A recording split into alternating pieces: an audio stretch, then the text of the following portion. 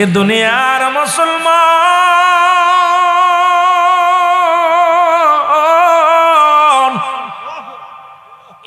মৃত্যুর পরে আসবে আরেকজন আজরাইল। লম্বা ইতিহাস, অতকে তো বলতে গেলে সময় লাগবে গো। আজরাইল আলাইহিস সালাম জানটা যখন বাইর করে নিয়ে যাবে, আসবে কিরির পরে কবরে যখন শোয়াইবে, আসবে একজন ফেরেশতা, নাম হলো নুমান ফেরেশতা। জোরে বল আল্লাহু আকবার। বাদানটা আমরা জানি কবরে শোয়াইলে মনকার নেকির আছে। বাবা শোনো, মনকার নেকির সওয়ালের আগে আসবে একজন ফেরেশতা, নাম হলো তার নুমান ফেরেশতা। নুমান ফেরেশতা আসিয়া ডাক দে উঠাইবে, বান্দা ওঠো। বান্দারে উঠাইবে, চক্ষু দিবে না, সব ঠিক আছে, চক্ষু দিবে না, কান দেয়া শুনতে পারবে, বলে আমি ফেরেশতা, আমার নাম হলো নুমান ফেরেশতা। আজরাইলের দায়িত্ব ছিল দুনিয়ার মধ্য থেকে জানটা বাইর করার, আর কেরামন কাতিবিনের দায়িত্ব ছিল ভালো মন্দ লেখা। আর আমার দায়িত্ব দিছে আমার মাওলা, তোমার জানটা তোমার কাছে ফিরিয়ে দেবা। তোমার রূহ মুবারক আমি ফিরিয়ে দিয়ে গেলাম, আর কিয়ামতের আগ পর্যন্ত তোমার মরণ হবে না। এই রূহের উপরে শুরু হবে বাজান তোমার কঠিন বিপদ আর বিপদ। জোরে বলো আল্লাহু আকবার। এ আমার ভাইরা, আমার বন্ধুরা, দুইটা কাগজ থাকবে নুমান ফেরেশতার হাতের মধ্যে, দুইটা কাগজ থাকবে গো। একটা কাগজের মধ্যে থাকবে নেকি, আর একটা কাগজের মধ্যে থাকবে বদি। নুমান ফেরেশতা বলবে, বান্দাই নাও, এই কাগজটা নাও, এইটা তোমার লেখা লাগবে।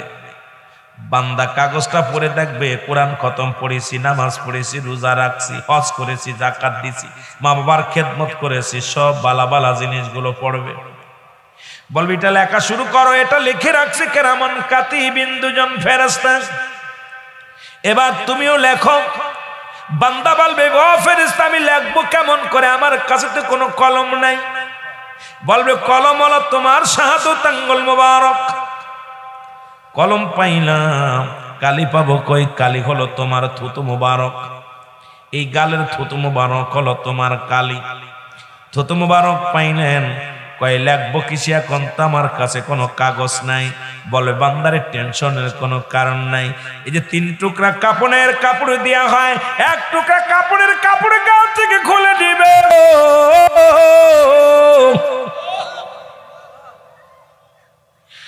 কাপড়ের কাপড় খুলে নিয়ে বলবে, বান্দা এটা হলো তোমার কাগজ, তুমি লেখা শুরু করো।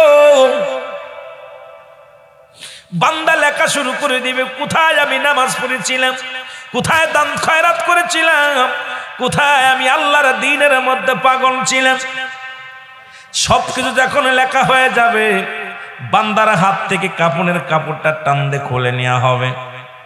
বাবারা একটু দরদি, বাবারা খেয়াল করে শুনবেন।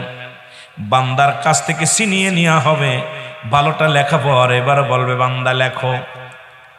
এবার হাতের মধ্যে নিয়ে দেখবে রে, কোন মহিলার সঙ্গে আমি ওই নীলা মার্কেটে যা চা পান করেছিলাম, বেগানা মহিলার হাত ধরে টেনেছিলাম, কোন মহিলার নিয়ে আমি রেস্টুরেন্টে ছিলাম, কোন বন্ধুদের নিয়ে আমি জুয়ার আড্ডায় ছিলাম, কোন বন্ধুদের নিয়ে আমি গাঁজা মদ খেয়েছি, কোন বন্ধুদের নিয়ে আমি তামাশা করেছি, কোন বন্ধুদের নিয়ে আমি গান বাজনায় গেছি গো।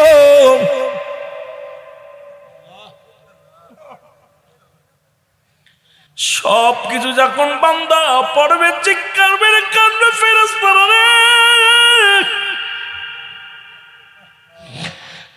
আমি জীবনে এই কাজ করি নাই রে, করি নাই।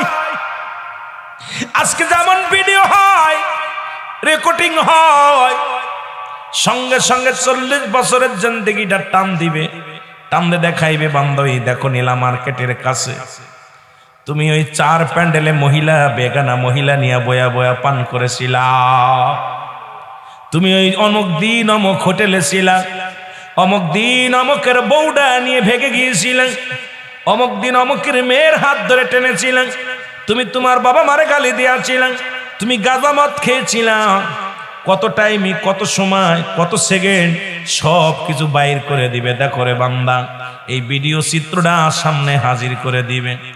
বান্দা চিৎকার মেরে বলবে, ফেরেশতারা রে আমারে আর লজ্জা দিও না, আমি লিখতে পারবো না, লিখতে পারবো না। বান্দা যখন চিৎকার মেরে বলবে, ফেরেশতারা রে আমি আর লিখতে পারি না, ফেরেশতা একটা গম্বুজ হাতের মধ্যে নিবে, এক একটা বাড়ি মারবে, 70 গজ মাটির নিচে চলে যাবে, আবার বান্দাকে উঠানো হবে, এই গায়ের মধ্যে আঘাত করবে রে, গায়ের গোশতগুলো খসে খসে পড়ে যাবে। বান্দা শুধু চিৎকার মেরে কাঁদবে, আর মালিক তুমি আমারে দয়া করো, আমি আর পারছি না, আমি আর পারছি না রে আল্লাহ। এক একটা বদ আমল গুলো লেখানো হবে, এক একটা আঘাত করবে, যতক্ষণ পর্যন্ত কেরামন কাতিবিন লিখে রাখছি এটা নিজের হাতে লেখা লাগবে, আপনার আমল নামাটা নিজ হাতে লিখে দেওয়া লাগবে। বান্দা কানবে আর বলবে, ফেরেশতারা রে আমারে আর লেখাস না, আমি পারছি না। 26 কবরের ভিতরে আসবে, আগুন তেরে আসবে, জাহান্নামের মধ্যে একটা গাছ আছে, গাছটার নাম জাক্কুম নামে কাঁটাযুক্ত গাছ। এই গাছটা একবার গিরাস করবে, আবার ছেড়ে দিবে, আবার গিরাস করবে, আবার ছেড়ে দিবে। বান্দারে একবার মাটির নিচেই যাবে, ডান পাশের মাটিগুলো বাম দিকে চাপ দিবে, বাম পাশের মাটিগুলো ডান দিকে চাপ দিবে, মাথার পাড়া উপরের মাটিগুলো নিচেই চলে আসবে, নিচের মাটিগুলো উপরের দিক চলে যাবে, হাড্ডি গুড্ডি বাম পাশের হাড্ডিগুলো ডান দিকে চলে যাবে, ডান দিকের হাড্ডিগুলো বাম দিকে চলে যাবে। এত কষ্ট দিয়া রে বান্দা সবকিছু লেখায় নিবে, বলে তুমি লেখো, তুমি পারবা না, এক একটা মার দিবে। এইভাবে লেখা যখন শেষ হয়ে যাবে, বান্দার আমল নামাটা যদি ভালো হয়, এটা থাকবে গলার মধ্যে, উপরে লাগায়া দিবে। যাবার সময় নোমান ফেরেশতা বলবে, বান্দানি তোমার আমল নামাগুলো আমি রেখে দিয়ে গেলাম গলার মধ্যে ঝুলাইয়া। একটু পরে আসবে মানকারে নেকির ফেরেশতা, সওয়ালের জবাব করবে, বান্দা তোমার নেকি বদিগুলো সামনে থুয়ে গেলাম। দৌড়ে আসবে, বান্দার যদি ভালো নেকি হয়, এই কাগজটা কাপড়ের কাপড়টা থাকবে উপরে, বান্দার যদি বদ আমল বেশি হয়, এটা থাকবে উপরে। বান্দা বলে, গুড বাই আল্লাহর বান্দা, 40 বছরের জিন্দেগি, 30 বছরের জিন্দেগি তুমি কাটাইলা মিশে মিশে গো, আল্লাহর দিয়া জিন্দেগি গুলো কাটাইলা অবহেলায়। এখন তোমার কবরের ভিতর থেকে আমি বিদায় হলাম, আমার সনে আর দেখা হবে না। আমি বিদায়ের পর পরই আসবে মানকান নেকির ফেরেশতা। জোরে জোরে চিল্লায়া বলো আল্লাহু আকবার। এ দুনিয়ার মুসলমান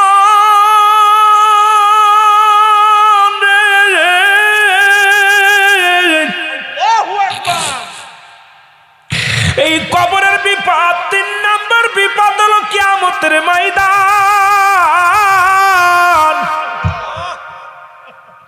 যেদিন একটা নেকির জন্য দাঁড়ে দাঁড়ে কাঁদবে মানুষ গো। এই দুনিয়ার মধ্যে টাকা না থাকলে ধার পাওয়া যায়, চাউল না থাকলে ধার পাওয়া যায়, তেল না থাকলে ধার পাওয়া যায়। বাদান এমন একটা দিন আসবে যেদিন ছেলে বাবারে চেনবে না, বাবা ছেলেরে চেনবে না, বিবি স্বামীরে চেনবে না, স্বামী বিবিরে চেনবে না। পরিচয় বিবি ডাকতে বলবে, স্বামী রে আমি তোমার বিবি।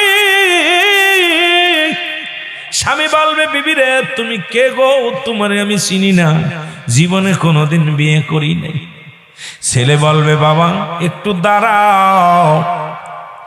বাবা বলবে, বাজান তুমি কারে আব্বা বলো, জীবনে আমার কোনো সন্তান নাই। ভাই বলবে, ভাই একটু দাঁড়াও। ভাই বলবে, কে তুমি ভাই বলে ডাক দাও, জীবনে আমার কোনোদিন ভাই ছিল না। মা বলবে, মা যখন ডাক দিবে সন্তান বলবে মা, মা বলবে বাবারে তুমি কে গো, তুমি আমারে বাবা বলে ডাকো, আমার কোনোদিন বিয়েই হয় নাই, সন্তান পাবো কই? যেদিন একটা নেকির জন্য মানুষগুলো দাঁড়ে দাঁড়ে কানবে, সেই দিনটার নাম হলো কিয়ামতের ময়দান, ওই মুসিবতের ময়দান। জোরে জোরে বলো আল্লাহু আকবার, আরো জোরে জোরে চিল্লায়া বলেন আল্লাহু আকবার। এ দুনিয়ার মুসলমান শোনো লাও গো, ওই ঘর মুসিবতের দিনে গো, সেদিন একমাত্র দরদি নবী কামলিওয়ালা উম্মতের জন্য কাঁদবে। দরদি নবী রাহমাতুল লিল আলামিন উম্মতের দরদি হবে। নবী বিনে নাই রে গতি, নবী বিনে নাই রে গতি, কবর হাসর মিজানে, নবী বিনে কে তারাবে কঠিন বিপদে। ওমা আরসালনাকা ইল্লা রাহমাতাল লিল আলামিন। আল্লাহু আকবার। দুনিয়াতে যিনি রহমতের পেয়ালা নিয়ে আসছেন, মুসিবতের দিনে উনি হবে আপনার আমার দরদি। জোরে বলেন ঠিক কিনা? তিনি কে? তিনি হলো রাহমাতাল লিল, আরো জোরে বলেন রাহমাতুল লিল আলামিন। ওদিন নবী আমার 5টা সিজদা মারবে, 5 ওয়াক্ত নামাজ। কয় ওয়াক্ত নামাজ? 5টা সিজদা মারবে নবী আমার। প্রথম সিজদার মধ্যে যখন পড়ে যাবেন, কত সময়, কত মিনিট, কত সেকেন্ড কোনো নির্দিষ্ট নাই। নবীজি সিজদা থেকে মাথা উত্তোলন করবে। আল্লাহ বলবে হাবিবরে আপনি সিজদার মধ্যে আছেন, সিজদা থেকে মাথা তোলেন, আপনার দাবি দাওয়া পুরা করব। আল্লাহ আপনি আমার উম্মতের মাফ করে দেন। আমার আল্লাহ হুকুম দিবে নবী গো, আপনার দৃষ্টিশক্তি যত দূরে যায়, আমি আল্লাহ আজকে ওয়াদা করলাম আপনার চোখের দৃষ্টিশক্তি যত দূরে যায়, সমস্ত উম্মাদেরকে আমি মাফ করে জান্নাতে দিয়া দিব। জোরে বলেন মারহাবা। আল্লাহ নবী ডান দিকে বাম দিকে সামনে পিছে যখন তাকাইবে গো, নবীর দৃষ্টিশক্তি যত দূরে যাবে সবাই জান্নাতের মধ্যে প্রবেশ করবে। আবার নবী সিজদার মধ্যে চলে যাবেন। ভালো করে শুনে নেন, কোন নবীর দরুদি, নবীর কথাগুলো শোনেন। আবার যখন সিজদার মধ্যে চলে যাবে, সিজদার মধ্যে পড়ে কানবে। কত সময়, কত মিনিট, কত ঘন্টা কোনো নির্দিষ্ট নাই। বলবে হাবিব আপনি মাথা তোলেন গো, মাথা তুলবে। নবীজি বলবেন, আমার আল্লাহ বলবেন হাবিব একই নিয়ম, আবার আপনি দৃষ্টি শক্তি দেন। আবার নবীজি দৃষ্টি শক্তি দিবে, চারিদিকে তাকাইবে। এই নবীর দৃষ্টি শক্তি যত দূর পর্যন্ত যাবে, সঙ্গে সঙ্গে সবাইকে আল্লাহ জান্নাতে দিয়ে দিবে। আবার একই নিয়মে 5টা সিজদা মারবে রাহমাতুল লিল আলামিন।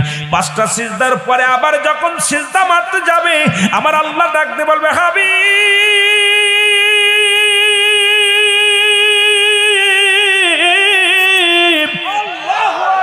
এখন যারা অবশিষ্ট আছে এদেরকে আর ক্ষমার যোগ্য না নবী গো, এরা ক্ষমার উপযুক্ত নয়, এদের জন্য আপনি আর সিজদায় যাবেন না।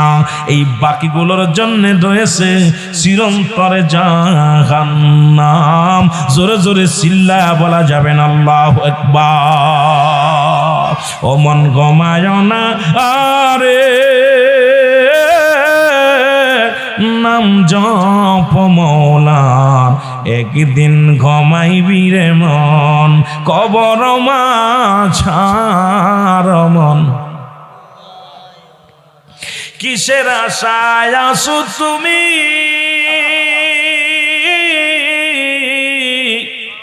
সবই তোমার দেবে ফাঁকি ও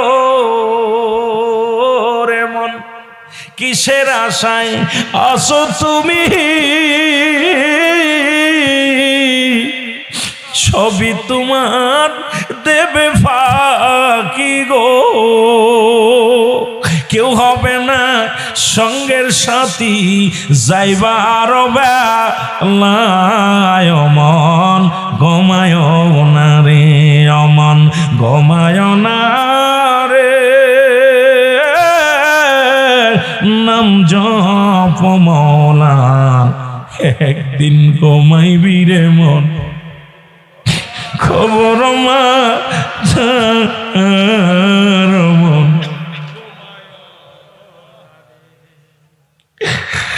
উল্লাসে করিয়া পে ভুলে গেলি খুদার নাম না করিলি নিজের কাম শেষে হবে কি উপায় যেদিন সমান হবে যেদিন জারি পইরা থাকবে বাড়ি গাড়ি যেদিন সমান হবে তোমার জারি পইরা থাকবে বাড়ি গাড়ি সবই তোমার হবে সেদিন পরে মন ঘুমায় না রে অমন ঘুমায় না রে নাম জপ মওলার একদিন ঘুমাইবি রে মন কবর মা যার মন কার জন্য কি করতেছেন কিসের জন্য এত বাড়াবাড়ি ওই সন্তান আপনার বিরোধিতা করবে মেয়ে আপনার বিরোধিতা করবে ছেলে আপনার বিরোধিতা করবে সম্পদ আপনার বিরোধিতা করবে হাত আপনার বিরোধিতা করবে পা আপনার বিরোধিতা করবে চোখ আপনার বিরোধিতা করবে আপনার অঙ্গ প্রত্যঙ্গ সব আপনার বিরোধিতা করবে হাত বলবে আমি এই আমার দিয়ে এই কাজ করছি চোখ বলবে আল্লাহ এই চোখ দিয়েও বিয়াদবি করছে পা বলবে আল্লাহ আমার এই পা দিয়ে বিয়াদবি করছে মুখ বলবে আল্লাহ আমার মুখ দিয়ে গালি দিছে আমার ভাইরা আপনার কে ছেলে মেয়ে পরিবার পরিজন নাই অঙ্গ প্রত্যঙ্গ সবকিছু আপনার বিরোধিতা করবে তাহলে আপনি কার জন্য এত কষ্ট করতেছেন কার জন্য একবার ভাবো মন বৈশা বৈশা চিন্তা করো যে আমি কি করতেছি আমার ভাইরা আমার বন্ধুরা আমার ওই কিয়ামতের ময়দানটা মুঠো হাত উপরে সূর্যোদয় হবে তবে একটা কথা বলে যায় কিয়ামতের আগে 70টা আলামত হবে কয়টা কথা বলে 70টা আলামত হবে বর্তমান উলামা ইকরাম বলে জাহান্নাম বাজানরে বর্তমান উলামা ইকরাম বলে বাজানরে কিয়ামতের কাছায় আছে কিয়ামত শুরু হয়ে গেছে শুইনালন কিয়ামতের আগে 70টা আলামত এর মধ্যে অধিকাংশ আলামত অলরেডি হয়ে গেছে বাকি আছে কয়েকটা তার মধ্যে শুনে নেন বাজান এক নম্বরে এই দুনিয়ার মধ্যে ঈসা আলাইহিস সালামের আগমন 2 নম্বরে খানে দাজ্জালের আগমন 3 নম্বরে বাজান ইমামরা সাহাবীরা বলেন ইয়া রাসূলুল্লাহ ইয়া হাবিবাল্লাহ ইমাম মাহদীর পরিচয়টা একটু দিয়ে যান নবী বললেন 1 নম্বর পরিচয় হলো কখন ইমাম মেহেদী প্রকাশ পাবে মক্কা মদিনায় যখন পাপে পাপ হয়ে যাবে এখন মক্কা মদিনার যিনি রাজা ইনি হলো 1 নম্বর নাস্তিক ভালো করে শুনে নেন যিনি মক্কা মদিনায় বাংলাদেশের সিনেমার হল বন্ধ হয়েছে মক্কা মদিনায় সিনেমার হল ভিত্তি স্থাপন হয়েছে বাংলাদেশে পতিতালয় বন্ধ হয়েছে আর মক্কা মদিনায় মুসলিম পতিতালয় খোলা হয়েছে বাংলাদেশের মেয়েরা সৌদি গেলে ওদের হাত থেকে নির্যাতিত হয়ে দেশে ফিরেছে দেখা যায় গেছে সিঙ্গল আসছে ডবল হয়ে জোরে বলেন ঠিক কিনা এই বলো ঠিক কিনা এর মানে আর বুঝতে বাকি না ওরা হিংস্র প্রাণীর মতো হয়ে গেছে হিংস্র জানোয়ার হয়ে গেছে শুধু ক্ষমা পায় রাসূলুল্লাহর কারণে বাবা শুইনালাম এখন বড় বড় কষ্টের কথাগুলো শুইনালাম মক্কা মদিনা ওপেন জিনা ব্যভিচার চলবে এ মুসলমান সৌদি আরবে এখন ওপেন সিনেমার হলের ভিত্তি স্থাপন হয়েছে যদি মিথ্যা বলি আমার এখনই ধরবেন হুজুর রং বলছেন মক্কা মদিনার ডান পাশের গেটে কাবা শরীফের ডান ঘাটের পাশে সিনেমার হলের ভিত্তি স্থাপন হয়েছে এখন সৌদির মেয়েরা ওপেন গাড়ি চালায় রাস্তাঘাটে এখন ওপেন শুরু করেছে বাবা শুনে নেন এখন মানব নবীজি বলেছেন কিয়ামতের আগে এক রাজার 3 জন সন্তান হবে 3 জনই রাজা পরিচয় দেবে ছোট ছেলে বলবে আমি রাজা মেজ ছেলে বলবে আমি রাজা বড় ছেলে বলবে বলবে আমি রাজা। তিনজনের ভিতর রক্তক্ষয় যুদ্ধ হবে, তিনজনই তারা মারা যাবে। আর ও যখন সৌদি আরবের যিনি প্রধান থাকবে তার নামের আগের হক্কর হলো সিন আর পরের হক্কর হলো মিম। এই সিন আর মিম এই দুটি নাম থাকবে আগার পরে। এত বিস্তারিত ভাঙ্গা যাবে না রে বাবা, কিয়ামতের আলামতের কথাগুলো একটু শোনায় যায় আপনাদেরকে মুসলমান। নবীজি বলছে, কি বলছে শুইনা লও। যখন মক্কা মদিনায়, মদিনার বুকে এত পরিমাণ মক্কার জমিনে এত পরিমাণ পাপ চলবে গো, সন্তান মাকে বিয়ে করবে, এখন আর আমাদের বুঝতে বাকি নাই। বাংলাদেশে দেখা যায় ভণ্ড বাবা সন্তানের গর্ভে সন্তান দিয়ে দিছে। ও মুসলমান, মিথ্যা না হাসা কল কতক্ষণ কতক্ষণ। যারা নেট চালান, ফেসবুক চালান বাবা, বড় কষ্ট। দেখা যায় কয়েকদিন আগে দেখলাম বরগুনার জমিনে, বাবা আমি নাম রেখেছি রাগ করেন না, বরগুনার জমিনে দেখলাম নিজের মেয়ের সর্বনাশ করছে নিজের বাবায়, প্রতিবেশীরা এসে ধরছে। এই রকম হাজার হাজার ইতিহাস। এখন পরক্রিয়া, এখন শুধু পরক্রিয়ার পরক্রিয়া। বাবা কেমন যুগ আইসা গেল রে বাবা, নাতির জীবন সর্বনাশ করে দাদায়, দাদা কেমন দাদা নাতির অবস্থা ভয়ঙ্কর। সন্তানের সঙ্গে ও মুসলমান বাবা হইয়া নরপশুর মতো ব্যবহার শুরু হয়ে গেল, বাই হয়ে বায়ের সর্বনাশ। দেখা যায় বোনকে নিয়ে ঢাকা আসছে কাজের দেওয়ার কথা বলে, দেখা যায় বোনের গর্ভে বায়ের সন্তান। এর সেইটা দুঃখ আর থাকতে পারে না। এই জামানা বড় ভয়ঙ্কর জামানা শুরু হয়ে গেছে, ধরে বলেন ঠিক কিনা? আমার ভাইরা, আমার বন্ধুরা, আমার নবীজি বলছে আমার সাহাবীরা রে,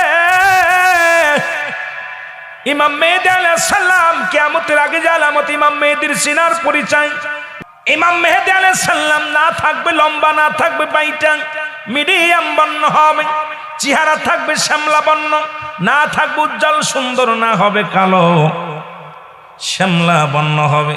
ইমাম মেহেদী আলাইহিস সালামের বুরু দুইটার থাকবে টানা বুরু, এই বুরুর মধ্যে কোনো দাগ থাকবে না, মাঝখানে কপাল টানা বুরু। ইমাম মেহেদী আলাইহিস সালামের কানের ভিতর থাকবে লম্বা লম্বা পশম, এই কানের ভিতরে লম্বা লম্বা পশম জ্বালাবেন। ইমাম মেহেদী আলাইহিস সালামের সিনাটা থাকবে সিংহ পুরুষের মতো, সিনাটা থাকবে একটু উঁচু, গর্দানটা থাকবে একটু উঁচু। ইমাম মেহেদী আলাইহিস সালাম থাকবে তুতলা, কথা বলতে গেলে বেঁধে যাবে, শুধু উরতের মধ্যে জোরে জোরে থাবা মারবে, জোরে জোরে থাবা মারবে। ইমাম মেহেদীর আর একটা পরিচয় বাবা, ইমাম মেহেদী আলাইহিস সালাম যখন মক্কার জমিনে প্রচুর পরিমাণ পাপ শুরু হয়ে যাবে, জিনা শুরু হয়ে যাবে, জুয়া শুরু হয়ে যাবে, মদ শুরু হয়ে যাবে, গাঁজা শুরু হয়ে যাবে, ইয়াবা শুরু হয়ে যাবে, এক কথাই নষ্টামি যখন নেমে আসবে, ইমাম মেহেদী আলাইহিস সালামের প্রকাশ পাবে। ইমাম মেহেদী আলাইহিস সালাম তখন লজ্জায় মুখ ঢাকিয়া, লজ্জায় মক্কা থেকে মদিনার দিকে হিজরত করবে। মদিনার দিকে যখন হিজরত করবে, অত্যবাদান হক্কানি উলামা ইকরামের সামনে দেখা হয়ে যাবে। আলেম উলামারা বলবে, আপনি ইমাম মেহেদী, আপনি কই যান গো? ইমাম মেহেদী বলবে, ভাই আপনারা ভুল করছেন, আমি ইমাম মেহেদী না, আমার নাম মুহাম্মদ, আমার আব্বার নাম আব্দুল্লাহ, আমার নাম আমিনা। সুবহানাল্লাহ বলেন। আপনারা ভুল করছেন, আমার নাম হলো মুহাম্মদ, আমি কি ইমাম মেহেদী নয়, ইমাম মেহেদী নয়। লোকজন বারবার বলবে চিনতে বাকি নাই, যেহেতু আমার নবী আলোচনা করছে, ওলামা ইকরাম আলোচনা করেছে, আপনাকে চিনতে পেরেছি, আপনি ইমাম মেহেদী। তখন উপর থেকে একটা আওয়াজ আসবে, আওয়াজটা হলো হাজা খলিফাতুন ফিল আরদ, হাজা খলিফাতুন ফিল আরদ। জোরে জোরে চিল্লা বলা যাবে না মারহাবা। ইমাম মেহেদী আলাইহিস সালাম এবার নীরব হয়ে যাবে, এইবার মুসল্লিরা বলবে, ইমাম মেহেদী গো, এই আওয়াজটা কে দিল? ইমাম মেহেদী মাথাটা নত করে বলবে, হ্যাঁ আপনারা ঠিকই বলেছেন, আমি হলাম এই জামানার ইমাম মেহেদী আলাইহিস সালাম। জোরে জোরে চিল্লায়া বলেন সুবহানাল্লাহ। আর আমাদের দেশে ভণ্ডরা এখন ইমাম মেহেদী সাদা শুরু করছে। হ্যাঁ ভণ্ডরা, ভণ্ডগুলো আলো কই, ইমাম মেহেদী অমুক, জুতার বাড়ি অবাফ। জোরে বলেন ঠিক কি? ইমাম মেহেদী যখন প্রকাশ পাবে, এর পরে আসবে ঈসা আলাইহিস সালাম। ঈসা আলাইহিস সালামের আগমনের, ঈসা আলাইহিস সালাম আসরের নামাজের সময় আসবে, ওই নামাজের ইমামতি করবে হযরত ইমাম মেহেদী আলাইহিস সালাম। ইমাম মেহেদী আলাইহিস সালামের ইমামতি করবেন আর নামাজ পড়বেন ঈসা আলাইহিস সালাম পিছে।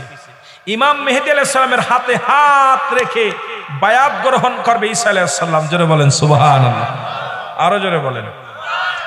ঈসা আলাইহিস সালাম যখন আগমন করবে, এরপরে আসবে ইয়াজিদ মওজুদ। কি আসবে? ইয়াজিদ মওজুদ, যাদেরকে বন্দী করে রাখছে বাদশা জুলকারনাইন। হাওয়ার গাড়ি হাওয়ায় চলে,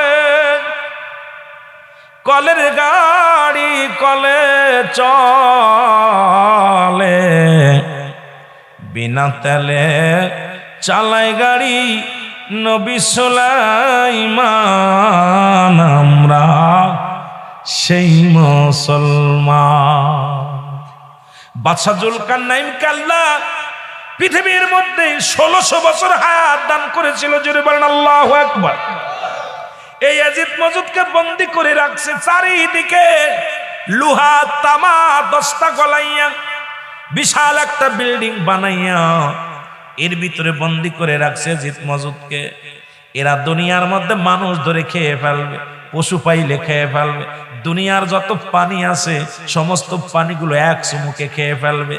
এই ইয়াজিদ মওজুদকে বন্দী করে রাখছে বাজান রে বাদশা জুলকারনাইন। বাদশা জুলকারনাইনকে আল্লাহ 1600 বছর হায়াত দান করেছিল। কত বছর? ওয়াজ খালি বাইরে হয়ে যায়, বিপদের মধ্যে আছে। কত বছর? 1600 বছর হায়াত আল্লাহ দান করেছিল। আল্লাহ তাকে একটা মুজিজার ঘোড়া দান করেছিল, যে ঘোড়াটা একটা কদম পা ফেললে 12,000 মাইল অতিক্রম করত। বাংলাদেশটা 12,000 মাইল হবে না, সুতরাং বাদশা জুলকারনাইনের ঘোড়াটা এই বাংলাদেশে আসা লাগতো না। একটা পা ফেলবে ভারতে, আর একটা ফেলবে পাকিস্তান, বাংলাদেশ থাকবে পেটের মধ্যে পড়ে। জোরে বলেন ঠিক কিনা? বাদশা জুলকারনাইন ঘোড়ায় চড়ে এই পৃথিবীটা 2 বার ভ্রমণ করেছে গো। কয়বার? অল পৃথিবী 2 বার ঘুরে দেখছে। বাদশা জুলকারনাইন লম্বা ছিল 48 হাত লম্বা। কত হাত? জোরে বলেন কত হাত? বাবারে কথাগুলো বলতে যায়, ওই না কিয়ামতের ময়দানের আলোচনা করতে যায়, শুধু আলোচনা বাইর হবে রে আব্বা, রাতকে রাত দিনকে দিন চলে যাবে। বাদশা জুলকারনাইন লম্বা ছিল 48 হাত লম্বা। যারা মক্কা মদিনায় হজ করতে গেছেন, মক্কা মদিনা থেকে উত্তর দিকে একটা মহাকামা দেখা যায়। সেই মহাকামাটার নাম হলো আলেকজান্দ্রিয়া সিটি শহর। ওই শহরের মধ্যে বাদশা জুলকারনাইনকে শুয়ায় রাখা হয়েছে। বাদশা জুলকারনাইনের কবরের পাশে একখানা সাইনবোর্ড লাগানো আছে। দাদু ভাইয়েরা যায় দেখবেন, যা যা বলি শুই নালাম। এই সাইনবোর্ডের মধ্যে লেখা আছে, আমি বাদশা জুলকারনাইন, আমার হায়াত সীমিত। আগে যদি জানতাম দুনিয়ার মধ্যে হায়াত বেশি দিন নয়, তাহলে আমি আমার মাওলার প্রেমে পাগল হয়ে যেতাম। 1600 বছর বাঁচিয়া বলে আমার হায়াত মাত্র সীমিত, আর আমার দেশের মানুষ মাত্র 30 বছর বাঁচে। এত লাফালাফি কেন রে বাবা? সকালবেলা মারা যাবা, সেই মুহূর্তে মারা যাবা, তারপর এত মস্তানি, এত টাকা বাড়ি, এত অহংকারী কেন রে বাবা? আর 1600 বছর বাঁচিয়া কয় আমার সামান্য হায়াত, আগে যদি জানতাম এই সামান্য জিন্দেগিটা আমার মৌলার প্রেমেই কাটায়া দিতাম। জোরে বলেন মারহাবা। কত বছর? 1600 বছর। আমাদের 100 বছর হইলে তাই কই ওরে বাবা। আগের যুগে যাও 2-1 100 2 20 15 বছর ছিল, 2-1 বাঁচছে। এখন 100-র উপরে হায়াতালা মানুষ মানে এর মধ্যে নাই, আছেন নাকি? আর বাদশা জুলকারনাইন কত বছর? 1600 বছর ভরে মুসলমান। উনার ওই জামানায় একটা গজব আসলো, যেমন করোনা ভাইরাস শুরু হলো। ওই গজব হলো আল্লাহ উপর থেকে ইয়াজিদ মওজুদকে পাঠায় দিল। তারা যাকে পায় তাকেই মেরে ফেলে, যাকে পায় তাকে ধরে ধরে খেয়ে ফেলেন। বাদশা জুলকারনাইন একটা প্রাচীর বানাইলেন, তার মধ্যে তারে বন্দী করলেন। এই প্রাচীরটা এত মজবুত বানাইলেন, এটা কোনো পাথর দিয়ে ভাঙার সম্ভাবনা নয়, কোনো হাতুড়ি দিয়ে ভাঙার সম্ভাবনা নয়। ওই বাজানরে জয় ইয়াজিদ মওজুদ গুলো প্রতিদিন এসে পাথরের মধ্যে চাটা দেয়, ফুটো ছিদ্রি হবে হবে ভাব, আবার চলে যায়। আবার সকালবেলা এসে দেখে আবার সেই জায়গাটা বুঝে গেছে। সারাদিন দিন ভরে কষ্ট করে, আবার পরের দিন এসে দেখে একটু ফোঁটা নাই, ছিদ্রা নাই। যেদিন ঈসা আলাইহিস সালাম দুনিয়ার মধ্যে আগমন করবে, এজিদ মজুদের জবান দিয়া বাইর হয়ে যাবে আলহামদুলিল্লাহ। সঙ্গে সঙ্গে বাদান রে ওই প্রাচীলটা ছিদ্র হয়ে যাবে। প্রাচীলটা যখন ছিদ্র হয়ে যাবে, এজিদ মজুদ জোরে একটা ধাক্কা মারবে, প্রাচীল ভেঙে যাবে। দুনিয়ার মধ্যে আগমন করবে, মানুষগুলো ধরে ধরে খেয়ে ফেলবে, মেরে ফেলবে, পশু পাখি মেরে ফেলবে, জমিনের পানি 1 নম্বরের সমস্ত পানিগুলো খেয়ে ফেলবে। লোকজন দৌড়ে যাবে ঈসা বাদান কোথায়? ইমাম মেহেদী আলাইহিস সালামের কাছে। বলবে ইমাম মেহেদী গো, আমাদেরকে একটু বাঁচাও। ইমাম মেহেদী আলাইহিস সালাম বলবে তোমাদের কিসের জন্য আসছো? কয় হুজুর আমাদের বাঁচান। আল্লাহর কাছে ইমাম মেহেদী আলাইহিস সালাম দোয়া করবে, আল্লাহ পাক উপর থেকে একটা বিছা জাতীয় প্রাণী পাঠাইবে, বিষের মতো, বিষে যেমন পাতা খেয়ে ফেলে এই রকম একটা প্রাণী পাঠাবে। ওদের গায়ের উপরে পড়বে, ক্যান্সার রোগ ধারণ হবে, আর ওইগুলো মারা যাবে। এজিদ মেজিদ গুলো সব মরে মরে কাতারে কাতারে পড়ে থাকবে। দুর্গন্ধে মানুষ টিকতে পারবে না। এই পোকাটা যার গায়ের পড়বে সেই মারা যাবে। সেই ক্যান্সার রোগে ধারণ করে 24 ঘন্টার মধ্যে সে মারা যাবে। এই রোগের কোনো ওষুধ থাকবে না। যেমন করোনা ভাইরাসের ওষুধ তো কিছুটা বাইর করেছে রে বাবা, ওই এজিদ মজুদের মারার কোনো মারার যে ওষুধ আল্লাহ পাঠাইলেন উপর থেকে, সেটা হলো বিষে জাতীয় একটা প্রাণী। এটা বাদান গায়ের পরে যার পড়ছে সেই মারা যাবে। এবার এজিদ মজুদের ভাত থেকে বা ওই গন্ধ থেকে বাঁচার জন্য ঈসা কার কাছে? ও মুসলমান, ইমাম মেহেদী আলাইহিস সালামের কাছে মানুষ আগমন করবে। ইমাম মেহেদী আলাইহিস সালাম দুটি হাত উঠায় দোয়া করবে। আল্লাহ তখন সঙ্গে সঙ্গে একটা প্রাণী পাঠাবে, কাক জাতীয় প্রাণী। এই যে আমাদের দেশে কাক, এই কাক জাতীয় একটা প্রাণী পাঠাবে। কাক না কিন্তু, এটা এক একটা প্রাণী ধরে ধরে খেয়ে ফেলবে, সমস্ত গোশতগুলো খেয়ে ফেলবে, শুধু হাড্ডিগুলো পড়ে থাকবে জমিনের মধ্যে, হাড্ডিগুলো পড়ে থাকবে। জোরে জোরে বলেন আল্লাহু আকবার। আল্লাহু আকবার। কিছু শেষ করে দিব, সারা দিব, কথা কয় না। সংকেত মনে হচ্ছে শুভ সংকেত না। আমি তো সাল্লেই বাসি, ভয় নাই। কথা বুঝেন? এই আসল ইতিহাসগুলো জানার দরকার। কেবল তো আর শুরু করছি, কেবল হচ্ছে শুরু। বাবারে, আমরা তো খালি ফাঁকি দিয়া শিখছি। আমি তো যে ওয়াজ করতেছি খালি দূরত্ব দূরচ্ছি। এইটা যদি আমি বিস্তারিত সুরতে বলতে যেতাম ঘন্টা লাগতো 6টা, যেটুকু বলেছি। আমি আমার বাস্তব আজকে চিন্তা করছিলাম একটা অন্য একটা আলোচনা করবো, যেহেতু আপনারা সাবজেক্ট দিয়ে ফেলছেন বলে আমি পাশে গেছি। আমি বাস্তববাদী বক্তা। আমি আলোচনা করি জাতিকে বাঁচানোর জন্য, নিজে বাঁচার জন্য। আমার আলোচনাটা প্রতিটা আলোচনায় হয় জাতিকে কোনভাবে ফিরানো যায়, দেশকে কোনভাবে বাঁচানো যায়, সমাজকে বাঁচানো যায়, মানুষকে কোনভাবে আল্লাহমুখী করা যায়। এটাই আমার চিন্তা, আর কোনো চিন্তা নেই আমার ভাইয়েরা। এরপরে কি হলো? দোয়া করলেন, ওই প্রাণী এসে গোশতগুলো খেয়ে ফেললো, হাড্ডিগুলো পড়ে থাকলো। আবার ইমাম মেহেদীর কাছে লোকজন যাবে, হুজুর দোয়া করেন। দোয়া করলেন, একটা বৃষ্টি আসলো। ওই বৃষ্টিটা সন্ধ্যা থেকে শুরু করে পরের দিন ফজর পর্যন্ত নামবে। খাল বিল নদী নালা সব ভরে যাবে। ওই হাড্ডি গুড্ডি ভেসে ভেসে নিম্ন কাতারে নিচ জায়গা চলে যাবে। আবার মানুষের ভিতরে সুখ শান্তি ফিরে আসবে, ফসল ফলাবে, মানুষগুলো খাবে, মানুষগুলো অত্যন্ত আনন্দে থাকবে। আমার ভাইয়েরা, বন্ধুরা আমার, গভীর মনোযোগ। ঠিক সেই মুহূর্তে হযরত ঈসা আলাইহিস সালাম দুনিয়ার মধ্যে আগমন করেন। সুবহানাল্লাহ বলেন। ওই ঈসা আলাইহিস সালাম যখন আগমন করে মানুষের সুখ শান্তির মধ্যে থাকবে, এই মানুষগুলো আল্লাহমুখী হয়ে যাবে, নামাজি হয়ে যাবে। আল্লাহ ওই কাশ্মীর মুসলমানদের দখলে আসবে। আজকে দেখলাম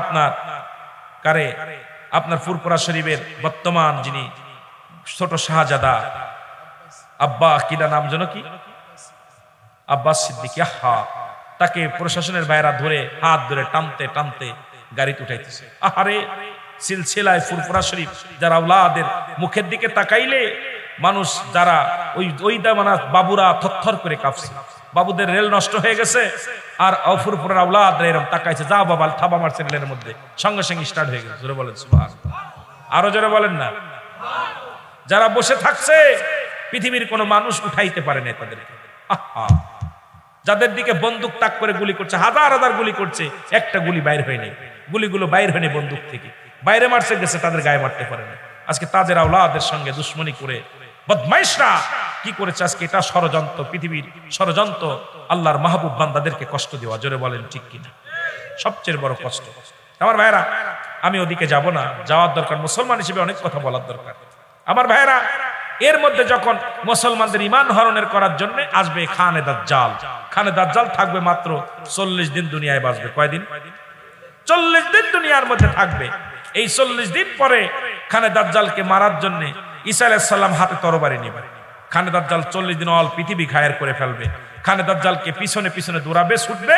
এই খানে দাজ্জাল দৌড়ে যে কাবা শরীফের ডান পাশে যে পড়ে যাবে, আর খানে দাজ্জালকে তরবারি দিয়ে এক কোবে দ্বিখণ্ডিত করে ঈসা আলাইহিস সালাম। ঈসা আলাইহিস সালামের মিশন শেষ হয়ে যাবে। ঈসা আলাইহিস সালাম, আল্লাহ বলবেন আজরাইল যাও, ঈসা আলাইহিস সালামের মিশন শেষ। ঈসা আলাইহিস সালাম মারা যাবে, ওর জানাজা ইমাম মেহদী আলাইহিস সালাম পড়বে। আর আমার নবীজি পায়ের গোড়ে একটু জায়গা রাখছে, ওই জায়গার মধ্যে ঈসা আলাইহিস সালামের কবর হবে। জোরে বলেন সুবহানাল্লাহ। আরো জোরে বলেন। যারা মক্কা মদিনায় গেছেন, রাসূলুল্লাহর পায়ের গোড়ে একটু জায়গা আছে। নবীজি দেখাই দিয়ে গেছে যে আমার পায়ের গোড়ে, ডান পায়ের গোড়ে একটা জায়গা থাকলো কবরের জায়গা। এই জায়গার ঈসা আলাইহিস সালাম আমার উম্মত হওয়ার জন্য আফসোস করেছিল। এই ঈসা আলাইহিস সালাম খানে দাজ্জালকে হত্যা করবে, হত্যা করে সে মৃত্যুবরণ করবে। ওর জানাজা শেষে আমার এই পায়ের গোড়ে ওর কবরটা দিয়ে দিবা। জোরে বলেন সুবহানাল্লাহ। আরো জোরে বলেন না। আজরাইল আলাইহিস সালাম চলে আসবে, ঈসা আলাইহিস সালামের মৃত্যু হবে। ঈসা আলাইহিস সালামের জানাজা ইমাম মেহদী আলাইহিস সালাম পড়াবে রাসূলুল্লাহর পায়ের গোড়ে। রাসূলুল্লাহর পায়ের গোড়ে ইমাম মেহদী আলাইহিস সালামের দাফন করানো হবে। জোরে বলেন মারহাবা। আরো জোরে বলেন। এরপরে ইমাম মেহদী আলাইহিস সালাম একা হয়ে যাবে, মানুষ দলে দলে ইসলামের মধ্যে ধাবিত হবে, অবমাননা থাকবে না। তখন ইউরেনিয়ামের খনি, গ্যাসের খনি, তেলের খনি, কয়লার খনি, লবণের খনি, যত খনি আছে সব উত্তোলন হবে, কোনো মেশিন লাগবে না। মানুষ ধনী হয়ে যাবে, তখন দান করার কোনো জায়গা থাকবে না। মানুষ খালি এ সম্পদ পড়ে থাকবে, সোনা দানা পায়ের তলে পড়ে থাকবে, টাকা পয়সা পায়ের তলে গড়াবে, কেউ কারোর দিক তাকাবে না, ধন সম্পদ পড়ে থাকবে, খাওয়ার মানুষ থাকবে না।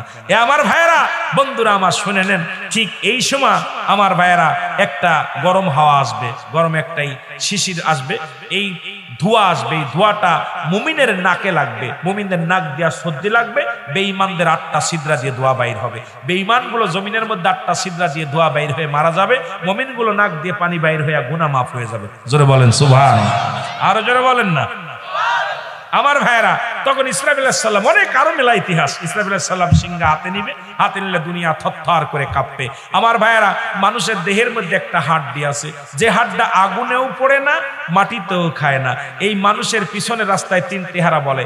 দেখবেন হিন্দুরা মানুষ পুড়াইতে পুড়াইতে 4 দিন 5 দিন ধরে পুড়ায়, এরপর ওই হাড্ডি পড়ে না। তখন কি করে? এটা মাটির মধ্যে পুঁতে রাখে, কারণ এটা পৃথিবীর কোনো আগুন দিয়া পোড়ানো সম্ভব না, পৃথিবীর কোনো মেডিসিন দিয়া এই হাড্ডা গলানো সম্ভব না। প্রতিটা মানুষের দেহের মধ্যে আছে। এই হাড্ডি যেখানে থাকবে 3 দিন পর্যন্ত বৃষ্টি হবে, অনাবৃষ্টি এলাকায় বৃষ্টি হবে। আর যেমন আপনার জমিনের মধ্যে ঘাসের ফল, ঘাসের বীজগুলো পড়ে থাকলে যেখানে থাকে ওর বাই হলে সব জ্বালায় যায়, তদ্রুপ ইয়াউমাল কিয়ামতের ময়দানে, ওই কিয়ামতের আগে, তখন ওই বৃষ্টি হওয়ার পর ওই হাড্ডি যেখানে থাকবে, ওই হাড্ডি থেকে সমস্ত মানুষগুলো গজাবে, যে যেখানে আছে সেখান থেকে উত্তোলন হবে হইয়া ঈসা আলাইহিস সালাম যখন সিংহার মধ্যে ফু দিবে, সবাই কাবার দিকে ছুটবে, কিবলার দিকে ছুটবে, ইয়া নফসি নফসি কয়ে উঠবে।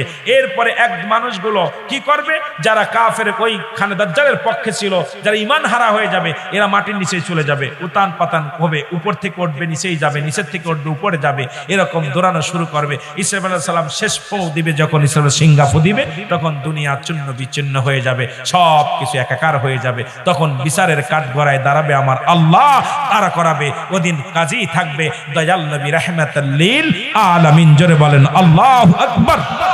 আরো জোরে বলেন আল্লাহু আকবার। অনেক আলোচনা ছিল, কেবল আলোচনা শুরু করছি। ওই কিয়ামতের ময়দানটা কঠিন হবে, যেদিন মানুষ ছায়ার জন্য, একটু ছায়ার জন্য দৌড়াবে, একটু ছায়ার জন্য দেখবে দূর থেকে ওই যে ছায়া ডাক দিবে, একটু যাবে, ওই জায়গায় যায় দেখবে ছায়া পাবে না, আবার অন্তর দৌড়ায় যাবে, দেখবে ছায়া ছায়া পাবে না, দৌড়াবে মানুষ, শুধু কাতারে কাতারে দৌড়াবে। সেদিন যার যার দিকে, ভাই বন্ধুর দিকে তাকানোর সময় থাকবে না। আমার দাদু ভাইয়েরা, ওই কিয়ামতের ময়দান হবে কঠিন। এই জন্য আমি আপনাদেরকে বলে যাই, সময় থাকতে সাধনা করেন, সময় থাকতে আমার মাওলার বন্দেগী করেন, নামাজ পড়েন, নামাজটা আদায় করেন, হালাল খাদ্য খান, মা বাবার খেদমত করেন, শরীয়তের বিধান মেনে চলেন, তবেই শান্তি পাবেন। নয়তো ভাই, যে জায়গা গেলে বিচার হবে। আমিরুল আমিন সিদ্দিকী আজ থেকে 5-6 বছর আগে যখন এসেছিলাম, তখন আমার বয়স ছিল কম, দাড়ির মধ্যে পাক ধরে নাই। আমি আবার আসছি, আমার দাড়ির মধ্যে পাক ধরেছে। আগামী বছর আসতে পারবো কি জানি না, হয়তো আপনাদের সামনে দেখা হবে কি হবে না জানি না, কারণ মরণের তো কোনো সিরিয়াল নাই। হয়তো সকালবেলা কার কবরের আপনার আপনার দোকানে কাফনের কাপড় অপেক্ষা করতেছে। আমার ছেলে একটা গজল গায়, বারবার আমার মনে পড়ে, হঠাৎ যদি যাই মরিয়া পাড়া পড়শি বীর করিয়া, হঠাৎ যদি যাই মরিয়া পাড়া পড়শি বীর করিয়া, দেখিতে আসিবে সবে আমার মরা লাশ, বলেন দেখিতে আসিবে সবে, দা দিয়ে কাটিবে কে হাজারের কাঁচা বাঁশ, বলেন দা দিয়ে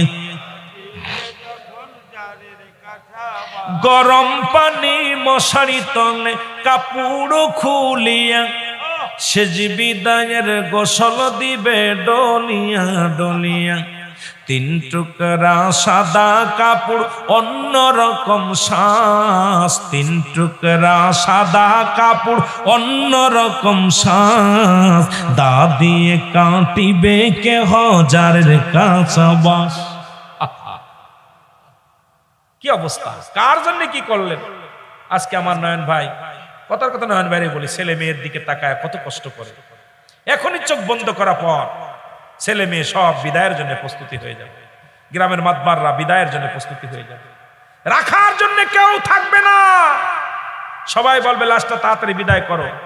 আহা, ঘর থেকে টেনে হিসড়ে দালান কোঠার মধ্যে টেনে হিসড়ে নামাবে, বারান্দায় নামাবে। হিন্দুরা যখন মৃত্যু সজ্জায় চলে যায় তখন কি কয়, হরে হরে হরে, একবার নেব তুলসী তলা আর নেব না ঘরে।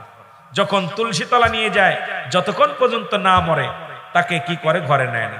মুসলমানি একই অবস্থা, যখনই বুড়া হয়ে যান দেখেন ঘর থেকে বারান্দায় নামায় দেয়, ঘরে নামায় দেয়। কথা কয় না কেন? কয় বুড়া বুড়ি এখন বারান্দায় শুন। অথচ অত কষ্ট করে ঘর বানাইলেন, ছেলে বলবে আব্বা তোমার বৌমা থাকে, তোমার নাতি ছেলে থাকে, তুমি বারান্দায় শো। আহা, বারান্দায় শোয়, বারান্দায় বুড়া বুড়ি শোয়। এরপরে চিন্তা করে বুড়া বুড়ি, ওই রুমটা তো নাতি পুতি বড় হয়ে গেছে, এখন কাব্বা তুমি একবার নিচেই নামো। আহা, নিচেই নেমে শেষ বিদায়টা হলো চার বিয়ারি পালকি। এই চার বিয়ারি পালকির মধ্যে আপনার বাড়ি, আপনার ঘর, সবকিছু আপনারই করলো পর, সবকিছু ছেড়ে দিয়ে আপনি চলে গেলেন। তাহলে আপনার আসল ঘরটা যেটা কবর, সেই ঘরের আমাদের পুঁজি করার দরকার আছে কিনা? জোরে বলেন আছে কিনা? আল্লাহ যেন বুঝার তৌফিক দান করে, সকল বলুন আমিন।